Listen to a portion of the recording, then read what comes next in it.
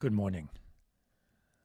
And it's cold in Pittsburgh, single digits Fahrenheit, which is very cold. For here, it's cold in the house. I just turned my little space heater off, so there wasn't a bunch of background noise.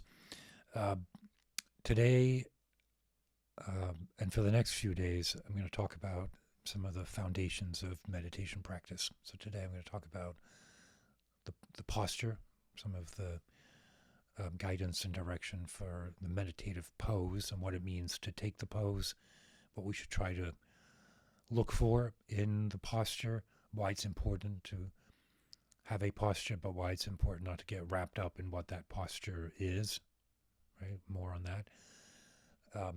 And then the posture is the vessel for the mind and as we meditate. So tomorrow we'll talk a little bit about instructions for the non-distracted mind. So that's a good point. Let me start by saying that there's many different types of meditation practices. In the Bon tradition, we say there's 86,000, right? There's different visualization practices, different chanting practices, Dzogchen practices. And then what I'm focusing on here is Jine, calm abiding practice, stillness practice, cultivating the mind of non-distraction. A practice in itself, right? The truly non-distracted mind is the enlightened mind, the mind free from grasping, free from sort of the ongoing attachment to thoughts, experiences, and phenomena. But at the same time, the non-distracted mind, the quiet body, these are elements of all other meditation practices. No, and I think you'll find whether you're in a Zen school or Theravada or I don't know, fill in the blank, any other meditative tradition of any kind, these instructions will be consistent. The ability to take a pose and stay in that pose while allowing the mind to clarify, open, and kind of release attachment.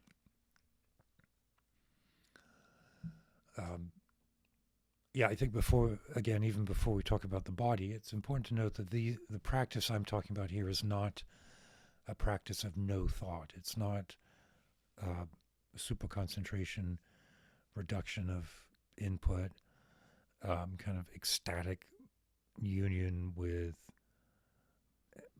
bliss and emptiness. That's a different kind of practice. What I'm talking about here is a state of equanimity, right? Physical ease, mental calm, and then sort of the ongoing array of thoughts, emotions, dreams, fantasies, physical sensations, external phenomena. These are sort of an ongoing parade of experience.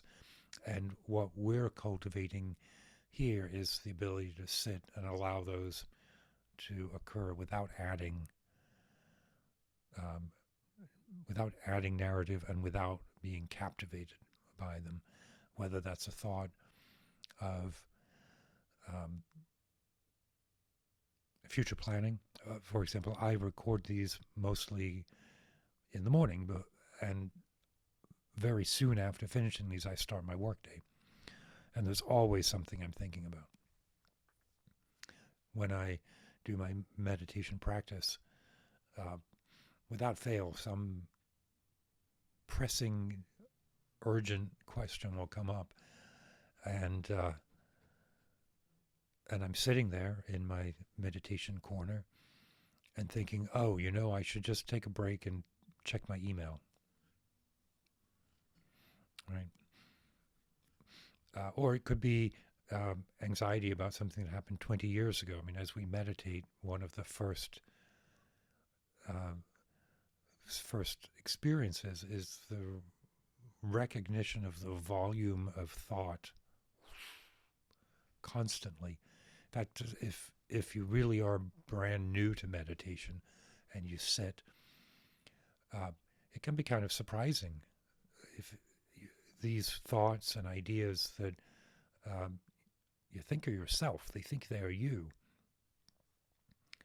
You become aware of the ceaseless nature of big thoughts, little thoughts, sort of ongoing muttering in the back of your mind.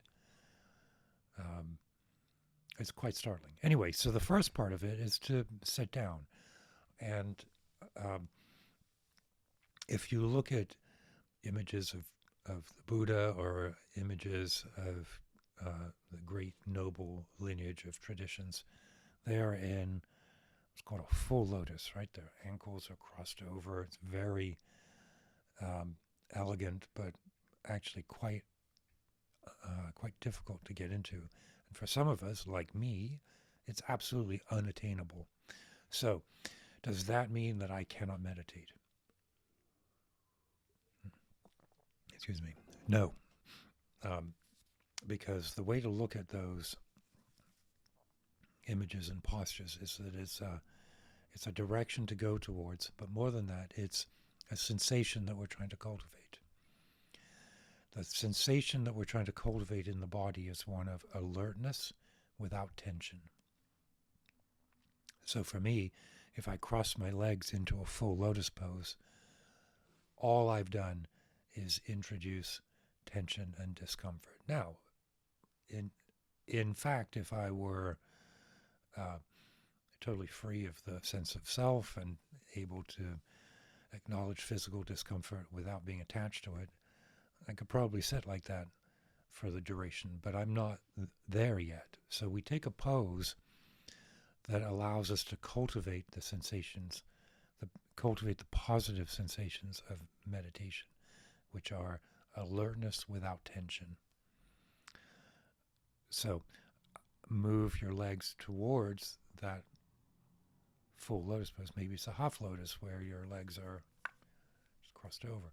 For me, I have a pretty loose cross-legged pose, and I actually use a bolster under my left knee because it's injured and won't press down into the ground on its own. So we take the pose. One of the things that the lotus pose does is it pushes the knees down into the ground, and the sensation to start with for the first part of the pose is to have grounded connection to the cushion. Now, that's assuming you're sitting on a cushion. For some people, sitting on a cushion isn't achievable. Does that mean you cannot meditate? No, it means sit in a chair, but you're still looking for this sense of balance. Like I'm in a chair right now, the soles of my feet are firmly on the ground, and I'm aware of the base of my spine in the chair. That's the key, right? The first direction is to create this grounded connection between you and whatever you're sitting on, whether that's the earth or a cushion or a chair. And you do that by approaching cross-legged. Yeah, and use whatever supports you need. Use as many cushions to sit on as you need. Use additional cushions around the knees. The alert without tension should be comfortable, right? Easeful, at ease. I spend a lot of time when we teach this on this first aspect because the rest of the pose, and in fact the rest of the practice, comes from the base of the pose. Yep. Okay, so now you've got a nice grounded base. Yeah. The next instruction is for the spine. The spine comes out of that straight. But don't think of straight as being ramrod, because the spine isn't a stick. It has a bit of a curve to it. We want to let it have a curve, but we don't want it to be hunched, right? We don't want to hunch over or overextend back. We want to let the natural curvature of the spine reach up as if there was a string at the top of the head pulling you up. Spacious. It's nice, right? You've got the nice ground and then the spacious spine. Then maybe a little bit of activation in the abdomen to create that. But this is not a martial pose. It's like a sapling tree coming out of the earth. In fact, a good way to test it is from the base of the spine. Can you rock gently from side to side without falling over, and without, you're not bending at the waist? You're sort of like a spinning top like this. If you've got that balance point, right, then you're doing good. All right. The arms, and it's hard for you to see. I should probably have been sitting a little further back.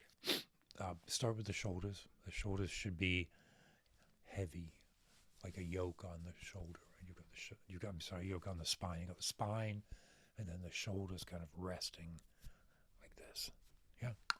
And we all have tension in the shoulders, so it's worth just doing this. Even if you think your shoulders are beautiful, relaxed slabs of meat, but if you bring them up to your ears and let them fall down, we all spend too much time in front of a computer, so don't let them come forward.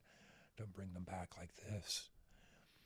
And then for the arms, the hands, you put your thumb on the ring finger of each hand. Again, if there's tension, let it be loose, gentle, right? But try to reach over to that knuckle. Now, this is how the Bon tradition holds their hands, right? You take the right hand and you put the left hand on top of the right hand, and then down in the base, in the lap. Other traditions have different mudras that you hold. It's important to pick one and then stick with it. That is probably an important aspect of a pose. Is there is the pose that you see in the images of the Buddha, but then there is your pose. There is the pose, and there's a pose. When you meditate, you take a pose that you know you can hold for the duration that you've set, and that's your practice. So start with a pose that you know you can hold. This isn't a competition, right? This isn't, there's no judgment for being in a more convoluted pose. Some people are very flexible, and to get that sense of alertness, they have to be in a full lotus. For me, I get plenty of alertness sitting like that. Okay, so now you've got your hands resting in your lap, and they are resting. We're not holding them up, right? But now you've got a nice circle from the shoulders through to the hands, with the spacious spine in the middle, right? So your body, remember tomorrow we're going to talk about the mind, but a lot of these instructions for the body are the same words that we'll use when we talk about the mind and cultivating the mind.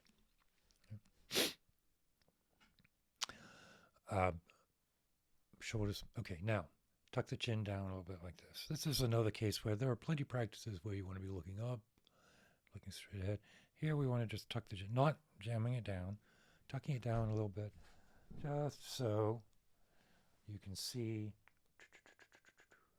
nice continuation, sense of continuation through the back of the neck, right? So that you're not leaning back, so you're not. The tongue is on the roof of the mouth behind the teeth.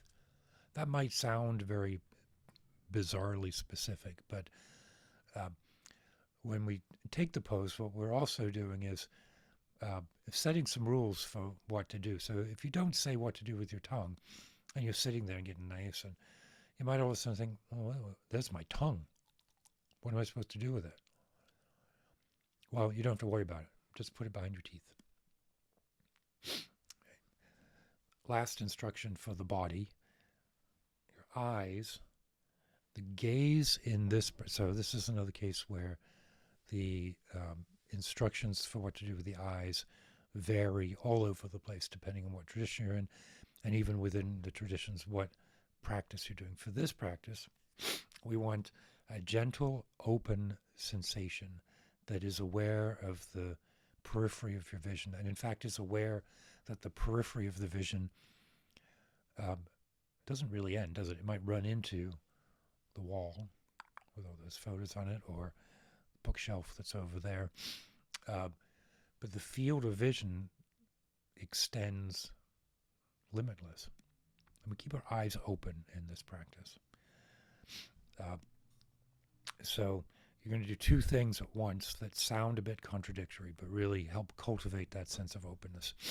Focus on the peripheral of the vision, broad, open vision, but also pick a point in front of you and focus on that point. So you've got this kind of single-pointed focus. So your eyes are on, again, giving your eyes something to do. You don't want them flipping around, because if you're looking over there and then over there and over there and over there, your mind will follow. So we want the eyes to be like focused on a thing, but then at the same time broadly aware of the periphery. And now you've got your pose. Okay. So tomorrow we're going to talk about the breath, watching the breath, and what it is to pay attention to the breath. And then that will lead into the discussion of the characteristics of the mind that we're trying to cultivate. Okay, so I'm going to be talking about this for a few days. I'm going to be talking about this for the rest of my life, I think. But this week, for the next few days, basics of meditation. So come back here and let me know if you have any questions. This is a bit different from the Emerson stuff that we've been talking about, but it is kind of related in my mind. And Emerson is expressing some kind of vision, some kind of view, right? A view of the universe, a view of the self. When we meditate, we are cultivating a view of the self, a view of the universe, and we're exploring very specifically the behaviors and characteristics of things that we think define the self. So it all fits together. But please, if questions, this is important. This is why I do the channel, is to share this kind of material. So drop a question in the comments or send me an email. And with that, keep your wits about you.